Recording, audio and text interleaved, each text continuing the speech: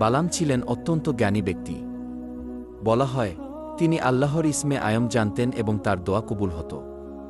যখন মুসা আলাইহি ওয়াসাল্লাম তার কওম নিয়ে এগিয়ে আসেন, তখন বালামের জাতির লোকেরা তাকে মুসা আলাইহি ওয়াসাল্লাম এর বিরুদ্ধে বদদোয়া করতে বলে।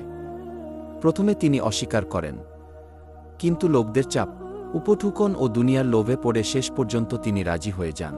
কিছু বর্ণনায় আছে, তিনি যখন মুসা আলাইহি ওয়াসাল্লাম এর বিরুদ্ধে বদদোয়া করতে চাইলেন, তখন তার দোয়া উল্টো নিজের জাতির বিরুদ্ধে চলে যেত। আবার কিছু বর্ণনায় বলা হয়, এর ফলে আল্লাহ তার কাছ থেকে বিশেষ জ্ঞান ও মর্যাদা কেড়ে নেন। আরও কিছু জনপ্রিয় কিস্সায় বলা হয়, তার জিহ্বা বের হয়ে বুক পর্যন্ত ঝুলে পড়েছিল এবং সে কুকুরের মতো হাঁপাতে শুরু করেছিল। তবে এই অংশগুলো কুরআনের মূল বক্তব্য নয়, এগুলো তাফসির ও ঐতিহাসিক বর্ণনা এসেছে।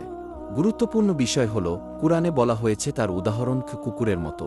কুরআন স্পষ্টভাবে বলেনি যে তাকে বাস্তবেই কুকুর বানিয়ে দেওয়া হয়েছিল। তাই নির্ভরযোগ্য আলেমদের মতে এটি মূলত তার নিকৃষ্ট অবস্থার একটি উপমা।